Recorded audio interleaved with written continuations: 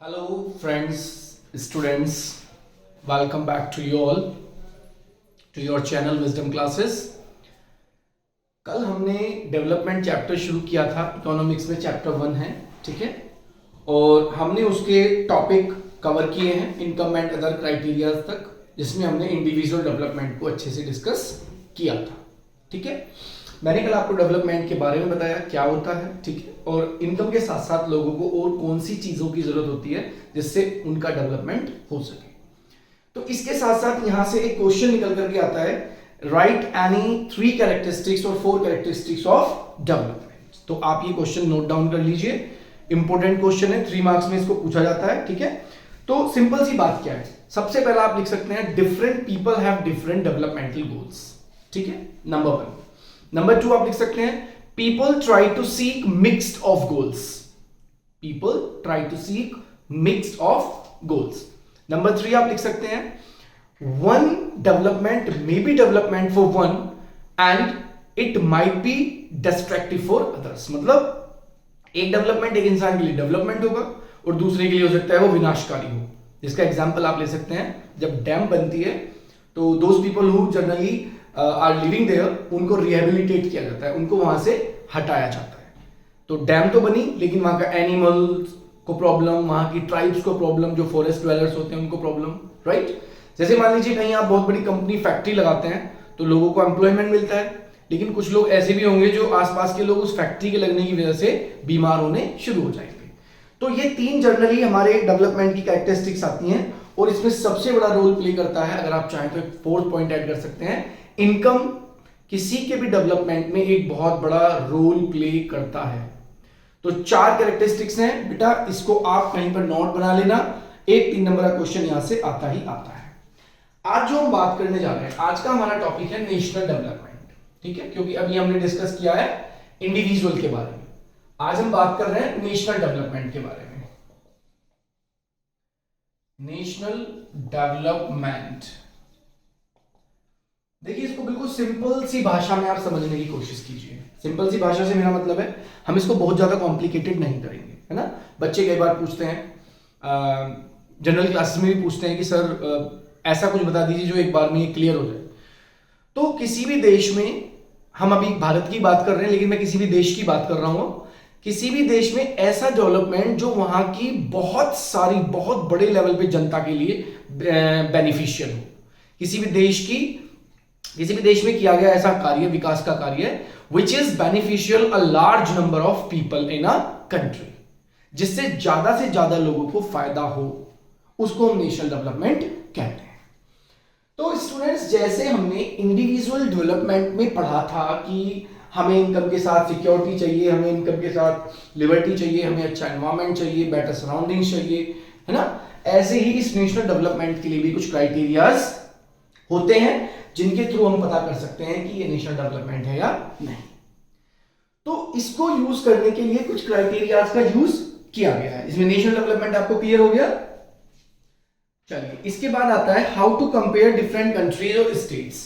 तो इसके जो क्राइटेरियाज है वो जनरली, मैं वैसे तो एक अलग से वीडियो बनाऊंगा उनके लिए, लेकिन आप चाहें तो उसमें लिख सकते हैं IMR को हम करते हैं, इन्फेंट मोर्टेलिटी रेट, ठीक है। एक इसके अंदर हम लिखते हैं लिटरेसी रेट,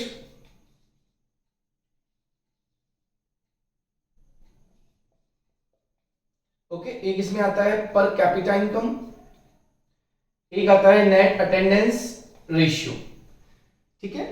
हेल्थ भी आप इसमें लिखेंगे,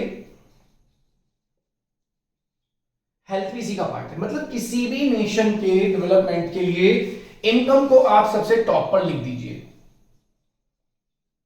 इनकम को, टोटल इनकम को टॉप पर लिख दीजिए, ठीक है।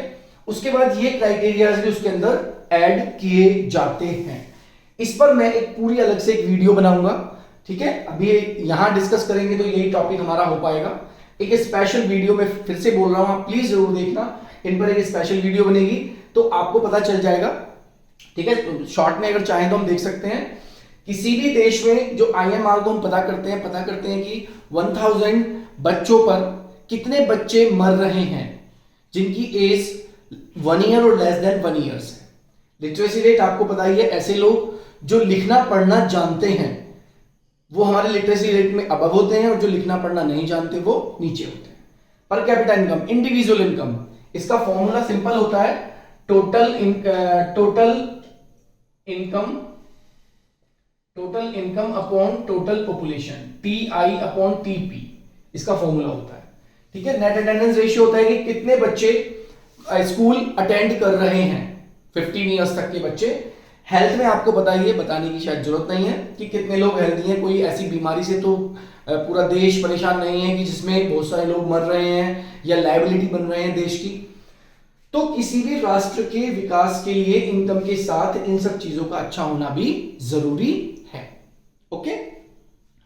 तो how to compare different countries की अगर हम बात करें, ये तो हो जाता है हमारा national development. How to compare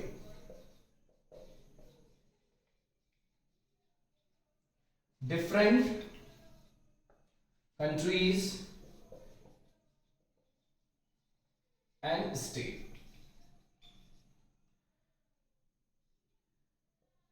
dear friends, एक चीज आप देखिए, हमें पता चल गया इंडिविजुअल डेवलपमेंट कैसे हो सकता है, हमें ये पता चल गया नेशनल डेवलपमेंट कैसे हो सकता है, या किसको हम नेशनल डेवलपमेंट कहेंगे ये भी हमें पता चल गया है।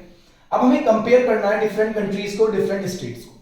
तो मैं आपको एक चीज बता दूं, जब हम इसको कंपेयर करते हैं तो कंपेयर करने के लिए हमने किसी भी इकोनॉमिस्ट के अकॉर्डिंग अगर हम बात करें, इट वाज क्लियरली मेंशन कि अगर हम इनमें से किसी भी जनरल क्राइटेरिया को लेते हैं इसको छोड़कर, तो किसी भी क्राइटेरिया से एक अच्छा मेजरमेंट नहीं होता, एक अच्छा डिफरेंस हमें नहीं पता चल पाता। ठीक है। जैसे मान लीजिए हमने कहा हेल्थ में, तो ये किसी की बहुत अच्छी हो सकती है, हो सकता है किसी की इनकम बहुत कम हो, तो हेल्थ के इश्यूज भी होते हैं, कुछ रीजनल डिजीज भी होती हैं। ठीक है। अगर हम नेट अटेंडेंस रेशियो की बात करें, एजुकेशन की बात करें, तो ये क्राइटेरिया भी फेल हो गया था। अगर हम IMR की बात करें तो ये हेल्थ में हमारा ऐड हो जाएगा। तो फाइनली जो आपकी एक रिपोर्ट बनाई गई थी, वर्ल्ड बैंक ने एक रिपोर्ट बनाई थी, वर्ल्ड बैंक ने, ठीक है, और उन्होंने भी इसी बात को माना था कि पर कैपिटा इनकम मात्र एक ऐसा स्टैंडर्ड तरीका हो सकता है जिससे हम डिफरेंट कंट्रीज का एक प्रॉपर वे में डेवलपमेंट का पता लगा सकते हैं। ठीक है। सारे क्राइटेरियाज पार्ट हैं, लेकिन जो स्टैंडर्ड पार्ट लिया वो पर कैपिटा इनकम को लिया। ठीक है। कि पर कैपिटा इनकम से हम पता कर सकते हैं कि कोई देश डेवलप है या नहीं है। लेकिन फ्रेंड्स, इसमें भी क्या हुआ, फाइनली देखिए, इसको मानते हैं आज भी सभी देश पर कैपिटा इनकम के हिसाब से ही डेवलपमेंट को मेजर करते हैं, लेकिन इस पर कैपिटा इनकम को भी बाद में इंटरनल डिनाई किया गया। मानते अभी भी हैं, लेकिन इसके भी कुछ विपक्ष की बातें कही गई। क्यों? इसको इसलिए फेल कर दिया गया कि पर कैपिटा इनकम में टोटल इनकम को टोटल पॉपुलेशन से डिवाइड किया जा रहा है। लेट सपोज किसी देश में, हम जनरल एक बात मान रहे हैं, किसी देश में 10,000 लोग हैं, 10,000 पीपल। ठीक है। और वहां सबकी इनकम अलग अलग है। कोई 200 रुपए कमा रहा है, कोई 500 कमा रहा है, कोई 1000 कमाता है, कोई 5000 कमा रहा है, कोई 1 रुपया कमा रहा है। लेकिन मैं कमा तो रहा हूं 1 रुपया। अब इसके अकॉर्डिंग जब हम वहां की पर कैपिटा इनकम निकालेंगे तो क्या करेंगे, हम टोटल इनकम को प्लस करेंगे। अब हमने टोटल इनकम सपोज कीजिए प्लस कर ली सारे लोगों की, और वो इनकम आती है 2 लाख। ठीक है।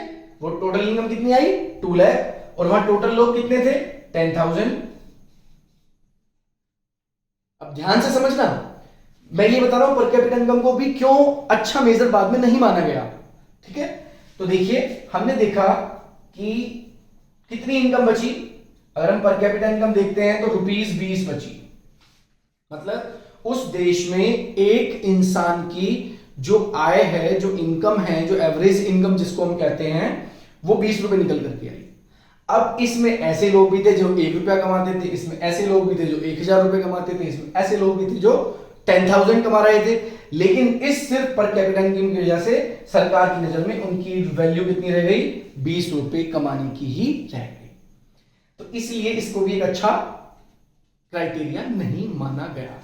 दूसरा, पॉपुलेशन वेरी करती है। हम दो देशों को मान लीजिए कंपेयर करने जा रहे हैं, एक देश की पॉपुलेशन ज्यादा है, एक देश की पॉपुलेशन कम है, तो हम कैसे इससे भी एक बेटर कंपैरिजन कर सकते हैं डेवलपमेंट का। नहीं कर सकते। खैर, अब आपको ये भी पता चल गया है कि नेशनल डेवलपमेंट के लिए कौन कौन सी क्राइटेरिया हैं जनरली, और आपको ये भी पता चल गया है कि जिसको माना गया है उस पर भी बहुत सारी कंट्रोवर्सीज हैं। ठीक है, तो हम इसके बाद बात करने जा रहे हैं how to compare different countries and state की। तो हमें एक बात तो पता चल गई कि पर कैपिटा इनकम को फाइनली माना गया, लेकिन उस पर भी लोगों के अलग अलग मतभेद हैं।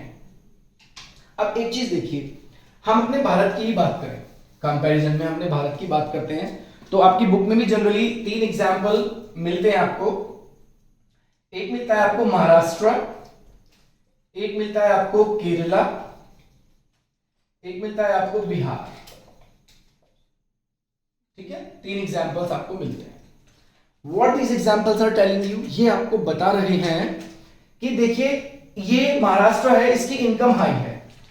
इनकम क्या है? हाई है, पर कैपिटा इनकम बहुत ज्यादा है। ओके, केरला का क्या है? लिटरेसी रेट बहुत ज्यादा है। ये बेचारा बिहार ऐसा है, यहां पर इनकम भी इनसे कम है, लिटरेसी रेट भी कम है, लेस है, लिटरेसी रेट भी कम है, लेकिन यहां की हेल्थ फैसिलिटी अच्छी है। ओके, बेटर है। तो कहने का मतलब ये देखिए, केरला की हेल्थ फैसिलिटी अच्छी है, हेल्थ फैसिलिटी अच्छी मानेंगे हम यहां पर, लेकिन यहां की जो इनकम है वो लेस है।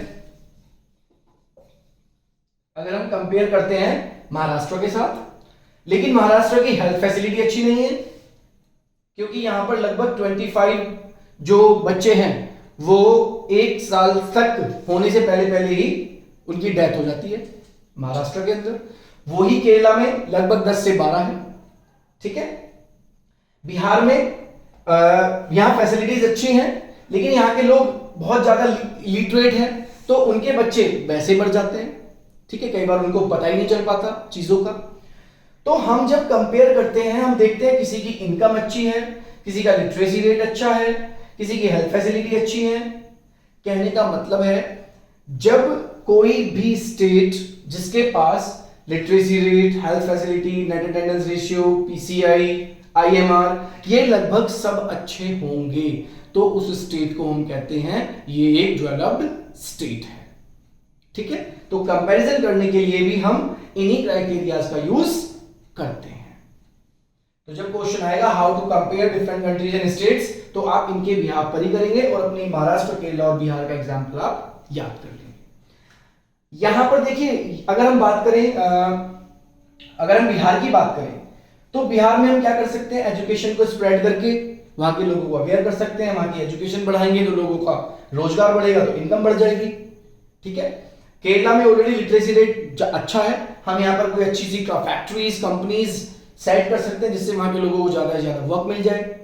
महाराष्ट्र में हम क्या कर सकते हैं? और बेटर हेल्थ फैसिलिटी दे सकते हैं। जैसे हम पंजाब की बात करें, तो पंजाब में क्या है? एग्रीकल्चरल लैंड है, पैसा बहुत है। ठीक है, हरियाणा में क्या है? पैसा बहुत है। क्यों? क्योंकि वहां एग्रीकल्चरल लैंड है, मतलब एग्रीकल्चर में वो आगे हैं। लेकिन अगर मैं हरियाणा के एजुकेशन की बात करूं, तो हरियाणा का एजुकेशन बहुत कम है, पंजाब का एजुकेशन बहुत कम है। सो इस सब का एक मीनिंग निकलता है कि कोई भी स्टेट अभी भी कंप्लीट डेवलप्ड हमारे देश में नहीं है। किसी ना किसी में कोई ना कोई प्रॉब्लम है, कहीं पर पोल्यूशन ज्यादा है, समझ रहे हैं? तो ये हमारा पता चलता है how to compare countries. Countries का भी मैंने आपको बता दिया है, और यहां मैंने आपको अपने भारत के कुछ स्टेट्स के बारे में भी डिस्कशन किया है। आई hope that definitely you must have understood. अगर इसमें कोई प्रॉब्लम होती है तो प्लीज कमेंट बॉक्स में आप डाल देना। मैं नेक्स्ट वीडियो में, जैसा आज भी मैंने डिस्कस किया है, I am going to discuss with you. तो हमने डिस्कस किए हैं आज अभी 2 टॉपिक्स। ओके, और मैंने आज आपको डेवलपमेंट की कुछ कैरेक्टरिस्टिक्स भी समझाई हैं, जो मैंने कहा है क्वेश्चन 3 नंबर में आता है। ओके, तो आप ध्यान से अपने नोट्स वगैरह तैयार कर लीजिए, ये आपके लिए हेल्पफुल रहेंगे। ठीक है, और बाकी वीडियोस तो आपको मिलती ही रहेंगी। तो हमने ये जो आज टॉपिक लास्ट में डिस्कस किया है, ये हमारा आता है स्टेट के अंदर इनकम एंड अदर क्राइटेरिया। हमने डिस्कस किया था इनकम, जैसे महाराष्ट्र की इनकम बहुत ज्यादा है लेकिन वहां इन्फेंट मोर्टेलिटी रेट ज्यादा है, 25 बच्चे लगभग मर जाते हैं महाराष्ट्र के अंदर, तो हेल्थ फैसिलिटीज उतनी अच्छी नहीं है। मैंने आपको एग्जांपल दिया पंजाब का, पंजाब की इनकम बहुत ज्यादा है क्योंकि एग्रीकल्चरल लैंड है, लेकिन वहां का लिटरेसी रेट भी कम है, वहां की हेल्थ फैसिलिटी भी उतनी अच्छी नहीं है। ठीक है, हरियाणा में इनकम अच्छी है क्योंकि एग्रीकल्चरल लैंड है, लेकिन वहां एजुकेशन बहुत अच्छी नहीं है। दूसरा, सेक्स रेशियो बहुत खराब है, हरियाणा का सबसे खराब सेक्स रेशियो है पूरे भारत में। ठीक है, जबकि केरला का बहुत अच्छा सेक्स रेशियो है। तो कुछ क्राइटेरियाज हैं, चाहे हम एजुकेशन की बात करें, हेल्थ की बात करें, नेट अटेंडेंस रेशियो की बात करें, पर कैपिटा इनकम की बात करें, लेकिन सबको मिलाकर ही हम किसी स्टेट का भी डेवलपमेंट पता करते हैं। तो इसके अंदर वो टॉपिक कवर हमने कर दिया है। ओके स्टूडेंट्स, तो यहां से क्वेश्चन बनता ही बनता है क्योंकि कोरोना में बहुत सारी चीजें अप्स एंड डाउन्स हुई हैं, तो इसलिए क्वेश्चन इस बार भी बोर्ड ने कुछ क्वेश्चन ऐसे डाले थे इकोनॉमी से रिलेटेड। तो स्टूडेंट्स, हमारा नेक्स्ट टॉपिक है और शायद ये हमारा सेकंड लास्ट टॉपिक होगा इस चैप्टर का, पब्लिक फैसिलिटीज। पब्लिक फैसिलिटीज, पहले first of all it should be clear to all of you what is public. सबसे पहले आपको यही क्लियर होना चाहिए कि पब्लिक क्या है। पब्लिक से मतलब आपने कई बार सुना होगा कि ये पब्लिक प्लेटफॉर्म है, ये पब्लिक पार्क है। ठीक है, पब्लिक का मतलब है जो बहुत बड़े लेवल पर या लार्ज नंबर ऑफ पीपल का जिस पर हक होता है। तो यहां हम बात करेंगे सीधा सीधा गवर्नमेंट, हम गवर्नमेंट फैसिलिटीज की बात कर रहे हैं। Students, you have gone through in your 9th standard food security poverty as a challenge, वहां अपनी इकोनॉमिक्स में पढ़ा है। तो गवर्नमेंट की कुछ आपने स्कीम्स पढ़ी होंगी वहां पर, अंत्योदय अन्न योजना, प्रधानमंत्री रोजगार योजना, स्वरोजगार योजना, मनरेगा। ठीक है, तो वो सब क्या था, वो गरीबी को खत्म करने की कुछ स्कीम्स हमारी भारत सरकार ने चलाई हुई है। ठीक है, राशन शॉप पर जाओ, वहां जाकर आप सस्ते रेटों पर राशन ले लो, ये सब है गरीबी को खत्म करने का एक तरीका। आपने कुछ स्कूल्स के नेम सुने होंगे, जैसे आपका एनवीएस है, एजुकेशन की बात करें हम, एनवीएस नाम सुना होगा, नवोदय विद्यालय संस्थाएं हैं। ठीक है, आपका केवीएस है, केवीएस का भी आपने नाम सुना होगा। इसके साथ साथ भारत में हमारे यहाँ पर शिक्षा को एक मौलिक अधिकार माना गया है, फंडामेंटल राइट कहा गया है आरटीई के अकॉर्डिंग। तो हमारे यहाँ पर फ्री एजुकेशन सिस्टम है। ठीक है, इनमें ये फ्री है, यहां पर कुछ फीस जाती है, बहुत कम फीस में बच्चे पढ़ सकते हैं। फ्री एजुकेशन है हमारी बेसिक एजुकेशन, बेसिक एजुकेशन हमारे यहां पर फ्री मिलती है, इवन दो सरकार खाने पीने पहनने के लिए भी हमें वहां बहुत सारी चीजें प्रोवाइड कराती है। तो ये हो गया, प्लस हमारे लिए वाटर फैसिलिटीज की बात करें, आप इसके लिए अलग से पॉइंट बना सकते हैं, एजुकेशन, हेल्थ, बेसिक फैसिलिटीज। ठीक है, तो अब आप हेल्थ फैसिलिटीज की बात कर सकते हैं।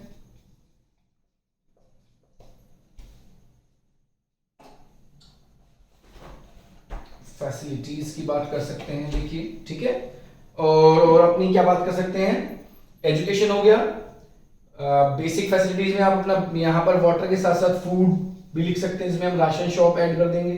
ठीक है, हेल्थ फैसिलिटीज में आप देख लीजिए गवर्नमेंट हॉस्पिटल्स आते हैं, है ना, इंफर्मरीज आती हैं, सामुदायिक केंद्र कम्युनिटी सेंटर्स होते हैं शहरों में, यहाँ पर बहुत कम पैसे में 1 रुपये, 2 रुपये, 5 रुपये, 10 रुपये तक पर्चियां बनती हैं और आप अच्छे से अच्छा इलाज वहां करा सकते हैं। ठीक है, लेकिन बेटा लोगों में एक भ्रांति है, because people do not want to go there, they feel that doctors are not going to work. तो लेट मी क्लियर यू, अगर आप जाएंगे ही नहीं, आप अपने राइट्स के लिए खड़े ही नहीं होंगे, तो लोग ऑलरेडी ना काम करने के लिए हमारे देश में रेडी हैं। ठीक है, हम उनको बना रहे हैं कि वो काम ना करें। क्यों? हम तो पसंद करते हैं फोर्टीज में जाना, हम पसंद करते हैं मैक्स में जाना, हम बड़े बड़े हॉस्पिटल्स में जाना पसंद करते हैं, लेकिन कोई नहीं, गवर्नमेंट हमें बहुत सारी फैसिलिटीज देती है। इसके साथ साथ हमें जॉब फैसिलिटी भी मिलती है। ठीक है, अगर हम देखें तो हमें गवर्नमेंट जॉब भी मिलती है।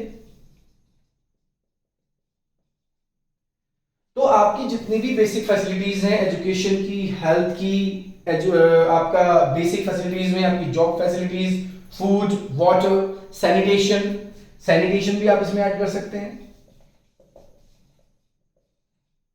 ये भी गवर्नमेंट का ही काम है। ट्रांसपोर्ट भी आप इसमें ऐड कर सकते हैं।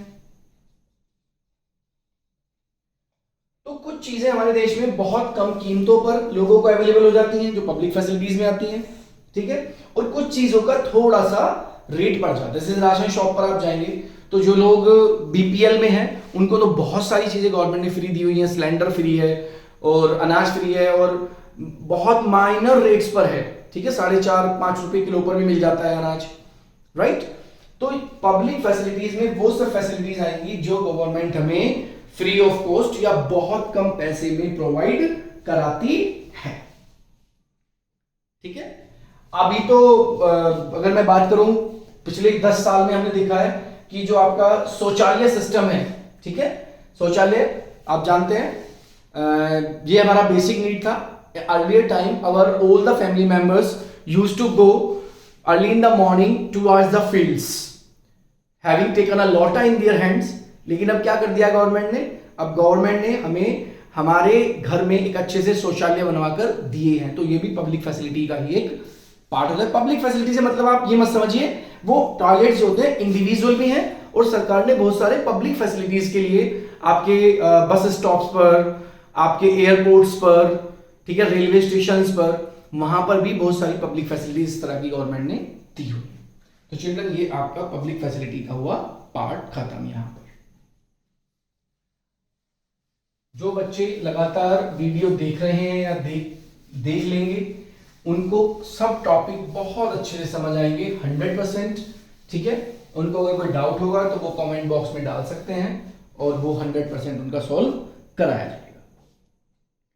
इसके बाद देखिए इसमें हमारा जो जर्नल एक टॉपिक बचता है वो बचता है सस्टेनेबिलिटी ऑफ डेवलपमेंट। पहले आप ये देख लीजिए, ये जो वर्ड है SUSTAIN, हमें पहले इस वर्ड पर काम करना है। सस्टेन क्या है? सस्टेन का मतलब होता है एक तरह से किसी चीज का सरवाइव कराना, ठीक है। हम कहें तो सर्वाइवल हो सकता है, ठीक है, किसी चीज का लॉन्ग टाइम तक लिविंग रहना, लॉन्ग टाइम सर्वाइवल। अब हमने कर दिया इसको सस्टेनेबिलिटी। ये सस्टेनेबल ऑफ डेवलपमेंट से आया है। यहां पर जो बात की जाएगी सस्टेनेबिलिटी ऑफ डेवलपमेंट, हम लिख लेते हैं यहां पर, देखिए सर्वाइवल लॉन्ग टाइम की बात कर रहे हैं। तो इस टॉपिक में आपको यह बताने की कोशिश की जा रही है कि डेवलपमेंट कैसा हो,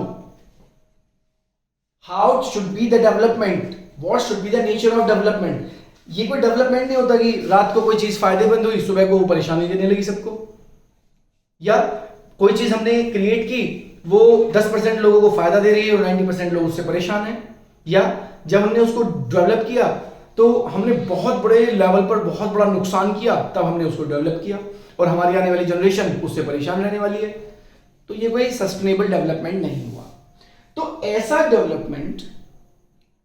डेवलपमेंट जिसमें लोग कोई भी रिसोर्स, कोई भी फायदा जो डेवलपमेंट से हो रहा है उसको प्रेजेंट में यूज कर सकें, present use without harming the environment can be used by future generation।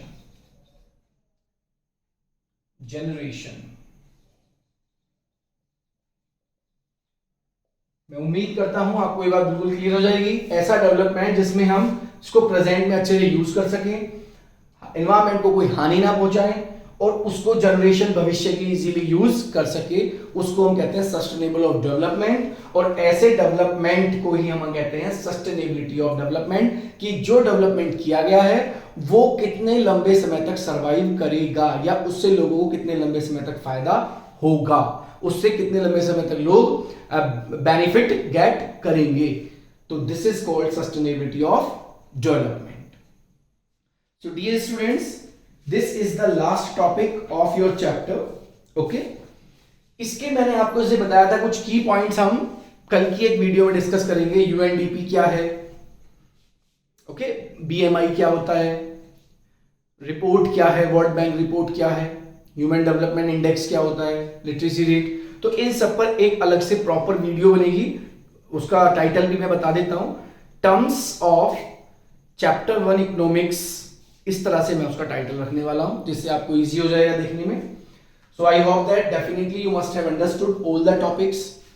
मैंने कोशिश किया है बाइलिंगुअल होने का भी, I tried my best using both the languages, ठीक है, हिंदी को भी यूज किया, इंग्लिश को भी किया है। तो बाकी किसी को अगर कुछ और लगता है तो प्लीज आप कमेंट बॉक्स में बता सकते हैं, it will be welcomed. Okay, so take care, keep on studying, stay healthy. और सबसे बड़ा मैसेज ये होता है मेरा कि जहां भी आप रहते हैं चारों तरफ कोशिश करें सफाई बनाकर रखें, बिकॉज अननेसेसरी बहुत सारी डिजीजेज ऑलरेडी फैल चुकी हैं। तो कोशिश करें कि कोई ऐसी डिजीज ना फैले जिससे किसी को भी कोई प्रॉब्लम हो। Take care, see you tomorrow. Okay.